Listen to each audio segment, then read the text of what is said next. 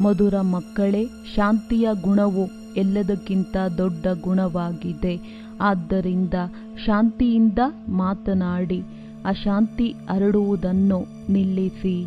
ಪ್ರಶ್ನೆ: ಸಂಗಮ ಯುಗದಲ್ಲಿ ತಂದೆಯಿಂದ ಮಕ್ಕಳಿಗೆ ಯಾವ ಆಸ್ತಿಯೂ ಸಿಗುತ್ತದೆ? ಗುಣವಂತ ಮಕ್ಕಳ ಲಕ್ಷಣಗಳೇನು? ಉತ್ತರ: ತಂದೆಯಿಂದ ಮೊದಲನೆಯದಾಗಿ ಜ್ಞಾನ, ಎರಡನೆಯದು ಶಾಂತಿ, ಮೂರನೆಯದು ಗುಣಗಳ ಆಸ್ತಿಯೂ ಸಿಗುತ್ತದೆ. ಗುಣವಂತ ಮಕ್ಕಳು ಸದಾ ಖುಷಿಯಲ್ಲಿರುತ್ತಾರೆ. ಯಾರ ಅವಗುಣವನ್ನೂ ನೋಡುವುದಿಲ್ಲ, ಯಾರ ಪ್ರತಿಯೂ ದೂರು ಕೊಡುವುದಿಲ್ಲ. ಯಾರಲ್ಲಿ ಅವಗುಣಗಳಿವೆಯೋ ಅವರ ಸಂಗವನ್ನು ಮಾಡುವುದಿಲ್ಲ. ಯಾರೇನಾದರೂ ಹೇಳಿದರೆ ಅದನ್ನು ಕೇಳಿಯೂ ಕೇಳದಂತೆ ತಮ್ಮ ಮಸ್ತಿಯಲ್ಲಿರುತ್ತಾರೆ. ಓಂ ಶಾಂತಿ. ಆತ್ಮಿಕ ತಂದೆಯು ಆತ್ಮಿಕ ಮಕ್ಕಳಿಗೆ ತಿಳಿಸುತ್ತಾರೆ, ಒಂದಂತೂ ನಿಮಗೆ ತಂದೆಯಿಂದ ಜ್ಞಾನದ ಆಸ್ತಿಯೂ ಸಿಗುತ್ತದೆ. ತಂದೆಯಿಂದಲೂ ಗುಣಗಳನ್ನು ತೆಗೆದುಕೊಳ್ಳಬೇಕಾಗಿದೆ ಮತ್ತು ಈ ಲಕ್ಷ್ಮೀನಾರಾಯಣರ ಚಿತ್ರದಿಂದಲೂ ಗುಣಗಳನ್ನು ತೆಗೆದುಕೊಂಡು ಅಳವಡಿಸಿಕೊಳ್ಳಬೇಕಾಗಿದೆ. ತಂದೆಗೆ ಶಾಂತಿಯ ಸಾಗರನೆಂದು ಹೇಳಲಾಗುತ್ತದೆ. ಅಂದ ಮೇಲೆ ಶಾಂತಿಯನ್ನು ಧಾರಣೆ ಮಾಡಬೇಕಾಗುತ್ತದೆ. ಶಾಂತಿಗಾಗಿಯೇ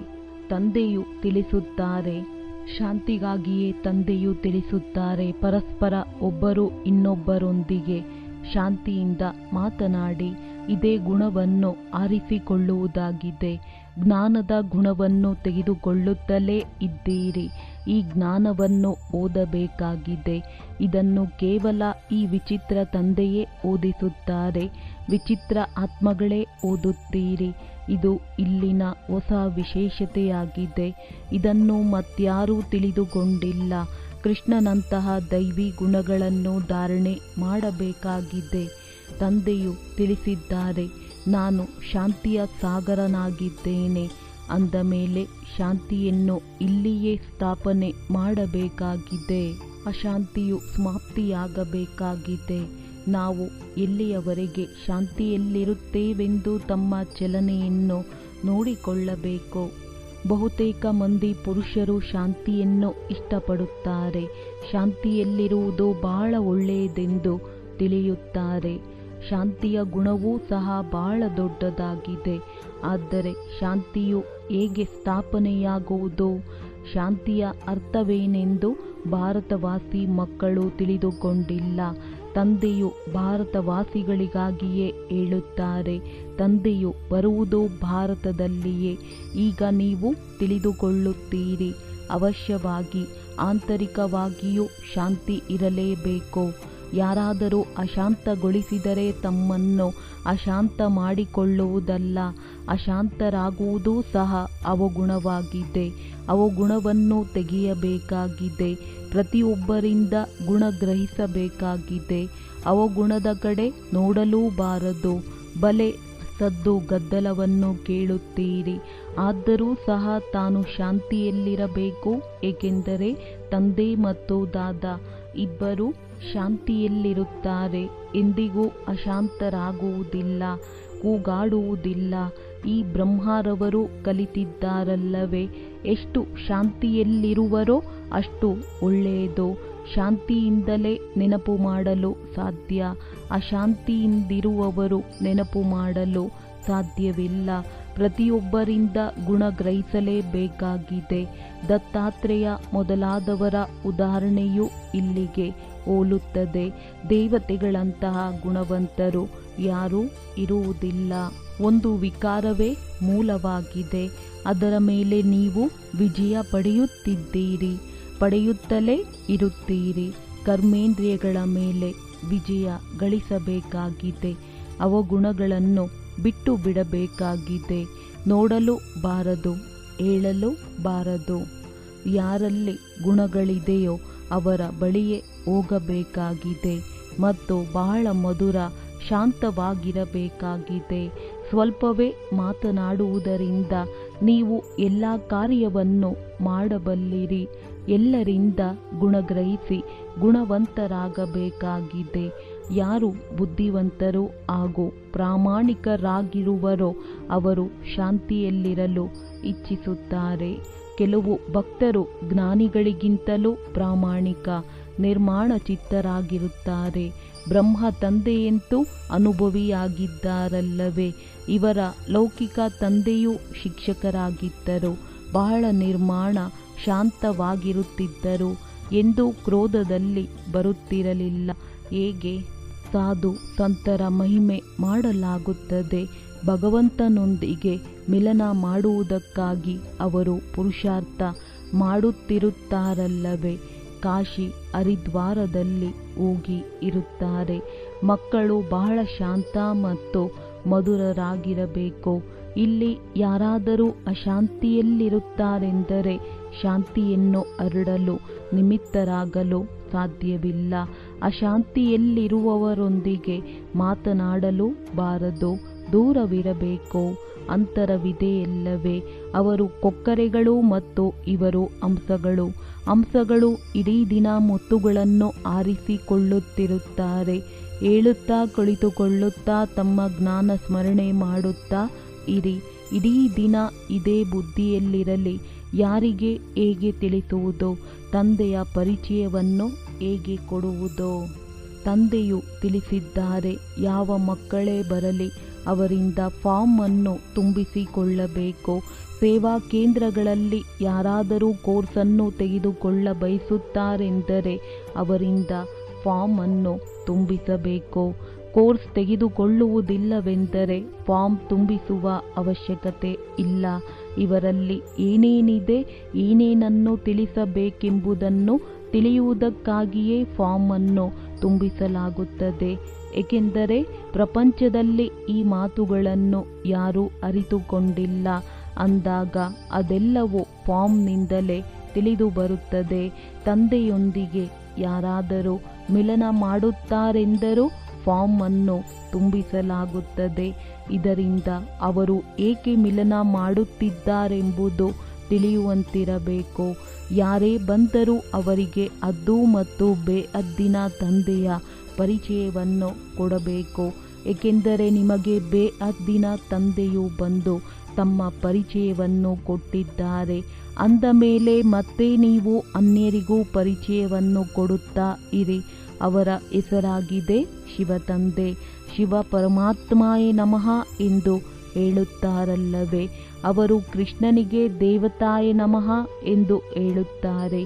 ಶಿವನಿಗೆ ಪರಮಾತ್ಮಾಯ ನಮಃ ಎಂದು ಹೇಳುತ್ತಾರೆ. ತಂದೆಯು ತಿಳಿಸುತ್ತಾರೆ, ನನ್ನನ್ನು ನೆನಪು ಮಾಡುವುದರಿಂದ ನಿಮ್ಮ ಪಾಪಗಳು ಭಸ್ಮವಾಗುತ್ತವೆ. ಮುಕ್ತಿ ಜೀವನ್ ಮುಕ್ತಿಯ ಆಸ್ತಿಯನ್ನು ಪಡೆಯಲು ಅವಶ್ಯವಾಗಿ ಪವಿತ್ರ ಆತ್ಮಗಳಾಗಬೇಕು. ಅದು ಪವಿತ್ರ ಪ್ರಪಂಚವಾಗಿದೆ. ಅದಕ್ಕೆ ಸತೋ ಪ್ರಧಾನ ಪ್ರಪಂಚವೆಂದು ಹೇಳಲಾಗುತ್ತದೆ.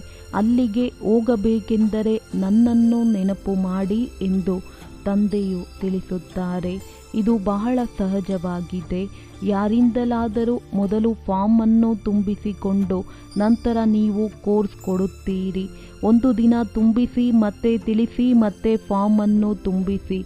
ಇದರಿಂದ ನಾವೇನನ್ನು ತಿಳಿಸಿದೆವೋ ಅದು ಅವರಿಗೆ ನೆನಪಿನಲ್ಲಿತ್ತೇ ಅಥವಾ ಇಲ್ಲವೇ ಎಂಬುದು ತಿಳಿದು ಬರುತ್ತದೆ.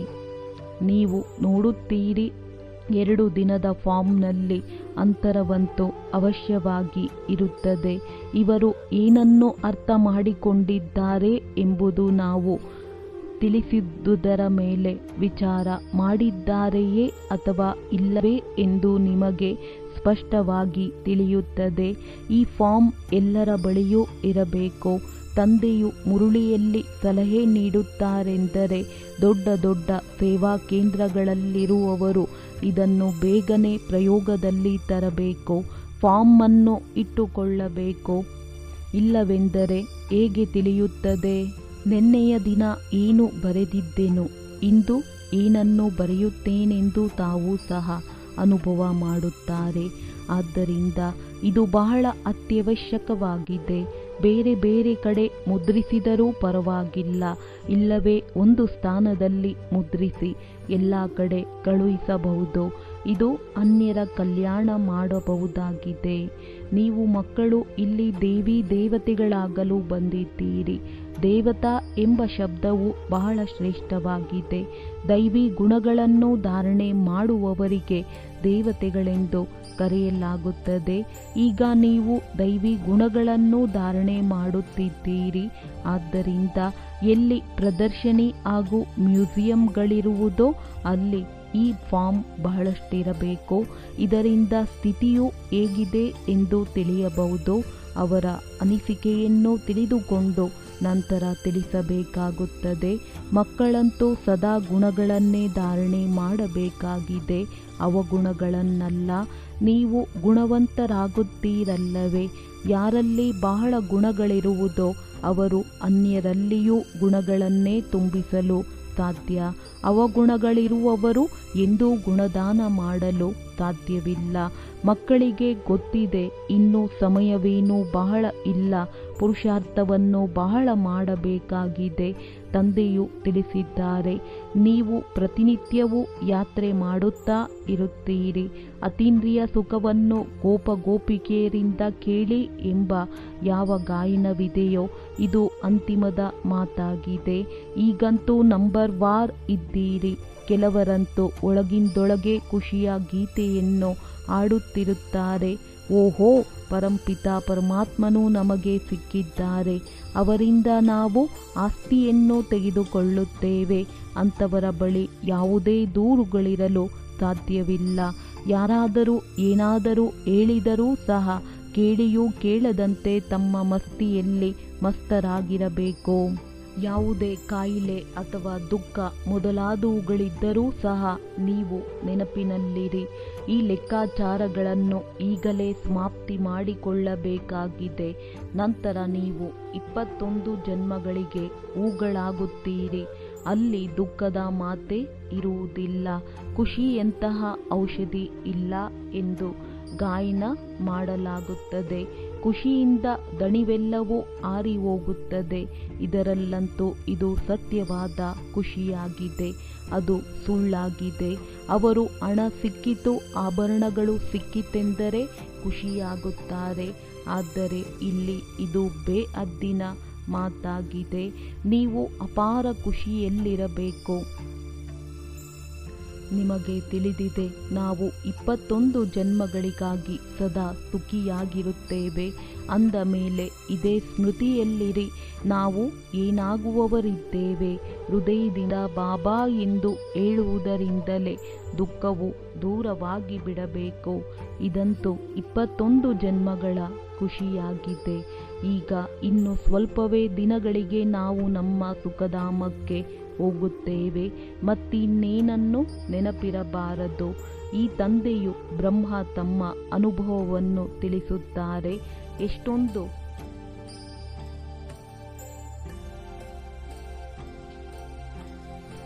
ಎಷ್ಟೊಂದು ಸಮಾಚಾರಗಳು ಬರುತ್ತವೆ, ಏರುಪೇರುಗಳಾಗುತ್ತವೆ.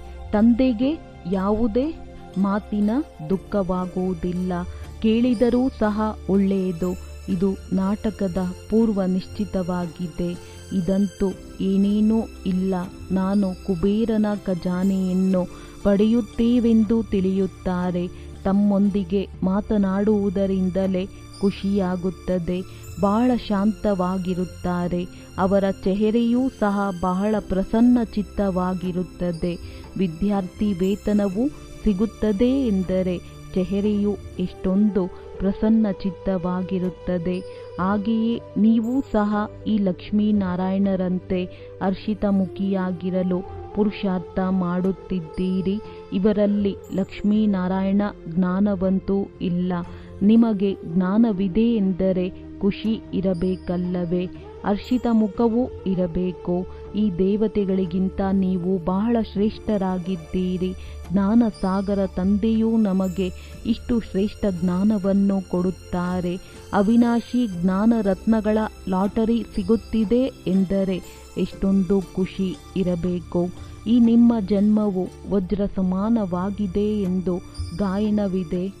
ಈ ನಿಮ್ಮ ಜನ್ಮವು ವಜ್ರ ಸಮಾನವಾಗಿದೆ ಎಂದು ಗಾಯನವಿದೆ. ಜ್ಞಾನ ಸಾಗರನೆಂದು ತಂದೆಗೆ ಹೇಳಲಾಗುತ್ತದೆ. ಈ ದೇವತೆಗಳಿಗಲ್ಲ. ನೀವು ಬ್ರಾಹ್ಮಣರೇ ಜ್ಞಾನಪೂರ್ಣರಾಗಿದ್ದೀರಿ, ಆದ್ದರಿಂದ ನಿಮಗೆ ಜ್ಞಾನದ ಖುಷಿ ಇರುತ್ತದೆ.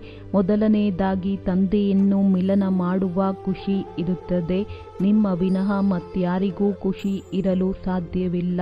ಭಕ್ತಿ ಮಾರ್ಗದಲ್ಲಿ ಅಪಾರ ಸುಖವಿರುವುದಿಲ್ಲ. ಭಕ್ತಿ ಮಾರ್ಗದಲ್ಲಿ ಆಡಂಬರದ ಅಲ್ಪಕಾಲದ ಸುಖವಿರುತ್ತದೆ. ಸತ್ಯಯುಗದ ಹೆಸರೇ ಸ್ವರ್ಗ, ಸುಖಧಾಮವಾಗಿದೆ. ಅಲ್ಲಿ ಸ್ವರ್ಗ ಅಪಾರ ಸುಖ, ಇಲ್ಲಿ ಅಪಾರ ದುಃಖವಿದೆ. ರಾವಣ ರಾಜ್ಯದಲ್ಲಿ ನಾವು ಎಷ್ಟೊಂದು ಪತಿತರಾಗಿದ್ದೇವೆ, ನಿಧಾನವಾಗಿ ಕೆಳಗಿಳಿಯುತ್ತಾ ಬಂದಿದ್ದೇವೆ ಎಂದು ಈಗ ಮಕ್ಕಳಿಗೆ ಅರ್ಥವಾಗಿದೆ. ಇದಂತೂ ವಿಷಯ ಸಾಗರವಾಗಿದೆ.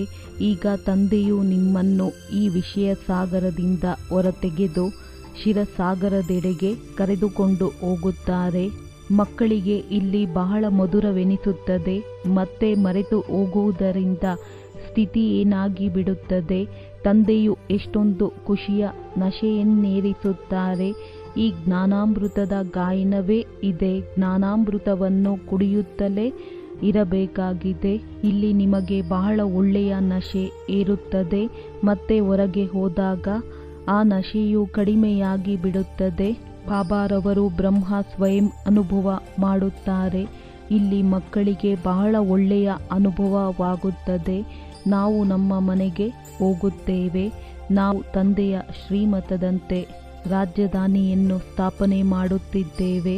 ನಾವು ದೊಡ್ಡ ಯೋಧರಾಗಿದ್ದೇವೆ. ಇದೆಲ್ಲವೂ ಬುದ್ಧಿಯಲ್ಲಿ ಜ್ಞಾನವಿದೆ. ಇದರಿಂದ ನೀವು ಇಷ್ಟೊಂದು ಪದವಿ ಪಡೆಯುತ್ತೀರಿ.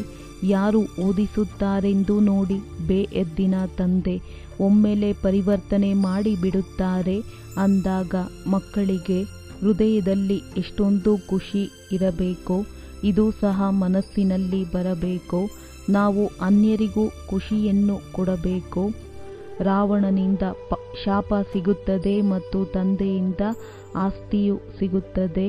ರಾವಣನ ಶಾಪದಿಂದ ನೀವು ಎಷ್ಟೊಂದು ದುಃಖಿ ಅಶಾಂತರಾಗಿದ್ದೀರಿ.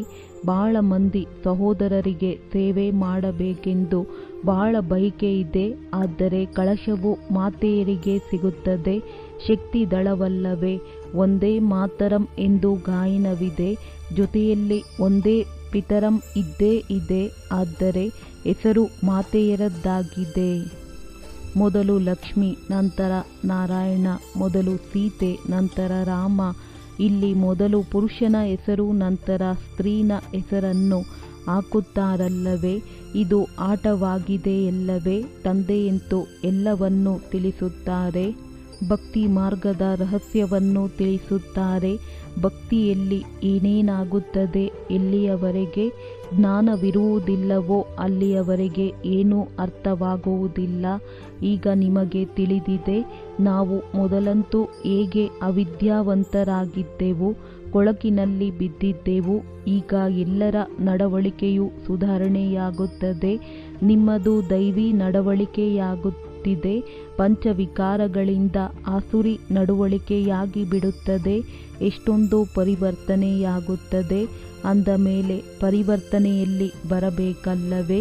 ಶರೀರ ಬಿಟ್ಟು ಹೋದರೆ ಮತ್ತೆ ಪರಿವರ್ತನೆಯಾಗಲು ಸಾಧ್ಯವೇ? ತಂದೆಯಲ್ಲಿ ಶಕ್ತಿ ಇದೆ. ಎಷ್ಟೊಂದು ಪರಿವರ್ತನೆಯನ್ನು ತರುತ್ತಾರೆ. ಕೆಲವು ಮಕ್ಕಳು ತಮ್ಮ ಅನುಭವವನ್ನು ತಿಳಿಸುತ್ತಾರೆ. ನಾನು ಬಹಳ ಕಾಮಿಯಾಗಿದ್ದೆನು, ಮದ್ಯಪಾನ ಮಾಡುತ್ತಿದ್ದೆನು, ನನ್ನಲ್ಲಿ ಬಹಳ ಪರಿವರ್ತನೆಯಾಗಿದೆ. ಈಗ ನಾನು ಬಹಳ ಪ್ರೀತಿಯಿಂದಿರುತ್ತೇನೆ. ಹೀಗೆ ಅವರಿಗೆ ಆನಂದ ಬಾಷ್ಪ ಬಂದು ಬಿಡುತ್ತದೆ. ತಂದೆಯು ಬಹಳಷ್ಟು ತಿಳಿಸುತ್ತಾರೆ. ಆದರೆ ಇವೆಲ್ಲ ಮಾತುಗಳು ಮರೆತು ಹೋಗುತ್ತವೆ. ಇಲ್ಲವೆಂದರೆ ನಾವು ಅನೇಕರ ಕಲ್ಯಾಣ ಮಾಡಬೇಕು.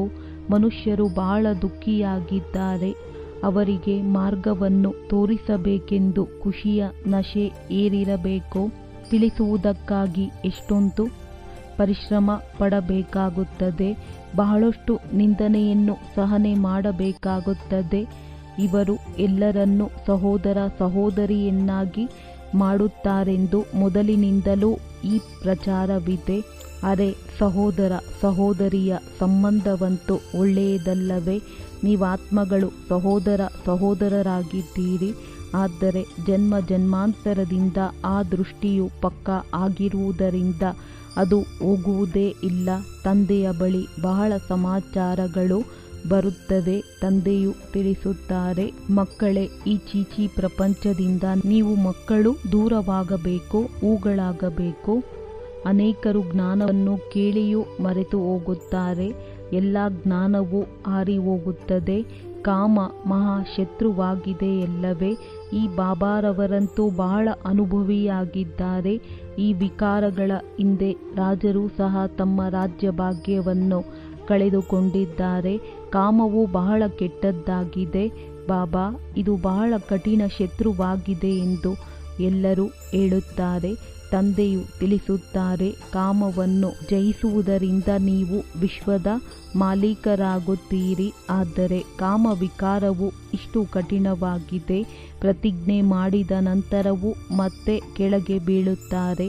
ಬಹಳ ಪರಿಶ್ರಮದಿಂದ ಕೆಲವರು ಪುನಃ ಸುಧಾರಣೆಯಾಗುತ್ತಾರೆ. ಈ ಸಮಯದಲ್ಲಿ ಇಡೀ ಪ್ರಪಂಚದ ಚಾರಿತ್ರ್ಯವೂ ಕೆಟ್ಟು ಹೋಗಿವೆ. ಪಾವನ ಪ್ರಪಂಚವು ಯಾವಾಗಿತ್ತು, ಹೇಗಾಯಿತು, ಇವರು ರಾಜ್ಯಭಾಗ್ಯವನ್ನು ಹೇಗೆ ಪಡೆದುಕೊಂಡರು, ಇದನ್ನು ಎಂದು ಯಾರೂ ತಿಳಿಸಲು ಸಾಧ್ಯವಿಲ್ಲ. ಮುಂದೆ ಒಂದು ದಿನ ಇಂತಹ ಸಮಯವೂ ಬರುತ್ತದೆ. ನೀವು ವಿದೇಶಕ್ಕೂ ಹೋಗುತ್ತೀರಿ. ಅವರೂ ಸಹ ಈ ಜ್ಞಾನವನ್ನು ಕೇಳುತ್ತಾರೆ. ಸ್ವರ್ಗವು ಹೇಗೆ ಸ್ಥಾಪನೆಯಾಗುತ್ತದೆ ಎಂದು ಎಲ್ಲ ಮಾತುಗಳು ನಿಮ್ಮ ಬುದ್ಧಿಯಲ್ಲಿ ಒಳ್ಳೆಯ ರೀತಿಯಲ್ಲಿವೆ ಅಂದಾಗ ಈಗ ನಿಮಗೆ ಇದೊಂದೇ ಚಿಂತೆ ಮತ್ತು ಚಿಂತನೆ ಇರಬೇಕು. ಮತ್ತೆಲ್ಲ ಮಾತುಗಳನ್ನು ಮರೆಯಬೇಕಾಗಿದೆ. ಒಳ್ಳೆಯದು ಮಧುರಾತಿ ಮಧುರ ಅಗಲಿ ಹೋಗಿ ಮರಳಿ ಸಿಕ್ಕಿರುವಂತಹ ಮಕ್ಕಳಿಗೆ ಪ್ರೀತಿಯ ಮಾತ್ಪಿತಾ ಬಾಪ್ತಾದಾರವರ ನೆನಪು, ಪ್ರೀತಿ ಹಾಗೂ ನಮಸ್ತೆ. ಆತ್ಮೀಯ ಮಕ್ಕಳಿಗೆ ಆತ್ಮೀಯ ತಂದೆಯ ನಮಸ್ತೆ. ಧಾರಣೆಗಾಗಿ ಮುಖ್ಯ ಸಾರ: ಹೇಳುತ್ತಾ, ಕುಳಿತುಕೊಳ್ಳುತ್ತಾ, ನಡೆದಾಡುತ್ತಾ ಜ್ಞಾನದ ಸ್ಮರಣೆ ಮಾಡಿ ಮುತ್ತುಗಳನ್ನು ಆರಿಸಿಕೊಳ್ಳುವಂತಹ ಅಂಶಗಳಾಗಬೇಕು. ಎಲ್ಲರಿಂದ ಗುಣ ಗ್ರಹಿಸಬೇಕಾಗಿದೆ. ಒಬ್ಬರು ಇನ್ನೊಬ್ಬರಲ್ಲಿರುವ ಗುಣವನ್ನೇ ಗ್ರಹಿಸಬೇಕಾಗಿದೆ. ತಮ್ಮ ಚೆಹರೆಯು ಸದಾ ಪ್ರಸನ್ನ ಚಿತ್ತವನ್ನಾಗಿ ಇಟ್ಟುಕೊಳ್ಳಲು ತಮ್ಮೊಂದಿಗೆ ತಾವು ಮಾತನಾಡಿಕೊಳ್ಳಿ. ಅವೋ, ನಾವಂತೂ ಕುಬೇರನ ಖಜಾನೆಗೆ ಮಾಲೀಕರಾಗುತ್ತೇವೆ. ಜ್ಞಾನಸಾಗರ ತಂದೆಯ ಮುಖಾಂತರ ನಮಗೆ ಜ್ಞಾನ ರತ್ನಗಳ ಲಾಟರಿಯೂ ಸಿಗುತ್ತಾ ಇದೆ. ವರದಾನ: ತಮ್ಮ ಟೈಟಲ್ನ ಸ್ಮೃತಿಯ ಜೊತೆ ಸಮರ್ಥ ಸ್ಥಿತಿ ಮಾಡಿಕೊಳ್ಳುವಂತಹ ಸ್ವಮಾನಧಾರಿ ಭವ. ಸಂಗಮ ಯುಗದಲ್ಲಿ ಸ್ವಯಂ ತಂದೆ ತನ್ನ ಮಕ್ಕಳಿಗೆ ಶ್ರೇಷ್ಠ ಟೈಟಲ್ ಕೊಡುತ್ತಾರೆ. ಆದ್ದರಿಂದ ಅದೇ ಆತ್ಮೀಯ ನಶೆಯಲ್ಲಿರಿ. ಹೇಗೆ ಟೈಟಲ್ ನೆನಪಿಗೆ ಬರುತ್ತೆ ಹಾಗೆ ಸಮರ್ಥ ಸ್ಥಿತಿ ಆಗುತ್ತಾ ಹೋಗುವುದು. ಹೇಗೆ ನಿಮ್ಮ ಟೈಟಲ್ ಆಗಿದೆ ಸ್ವದರ್ಶನ ಚಕ್ರಧಾರಿ, ಅಂದರೆ ಈ ಸ್ಮೃತಿ ಬಂದೊಡನೆ ಪರದರ್ಶನ ಸಮಾಪ್ತಿಯಾಗಿ ಬಿಡುವುದು. ಸ್ವದರ್ಶನದ ಮುಂದೆ ಮಾಯೆಯ ಕೊರಳು ಕಟ್ ಆಗಬೇಕು. ಮಹಾವೀರನಾಗಿದ್ದೇನೆ. ಈ ಟೈಟಲ್ ನೆನಪಿಗೆ ಬಂದರೆ ಸ್ಥಿತಿ ಅಚಲ ಅಡೋಲವಾಗಿ ಬಿಡುವುದು. ಟೈಟಲ್ನ ಸ್ಮೃತಿಯ ಜೊತೆ ಸಮರ್ಥ ಸ್ಥಿತಿ ಮಾಡಿಕೊಳ್ಳಿ. ಆಗ ಹೇಳಲಾಗುವುದು, ಶ್ರೇಷ್ಠ ಸ್ವಮಾನಧಾರಿ. ಸ್ಲೋಗನ್: ಅಲೆದಾಡುತ್ತಿರುವ ಆತ್ಮಗಳ ಇಚ್ಛೆ ಪೂರ್ಣ ಮಾಡುವುದಕ್ಕಾಗಿ ಪರಿಶೀಲಿಸುವ ಶಕ್ತಿಯನ್ನು ಹೆಚ್ಚಿಸಿ. ಒಳ್ಳೆಯದು. ಓಂ ಶಾಂತಿ.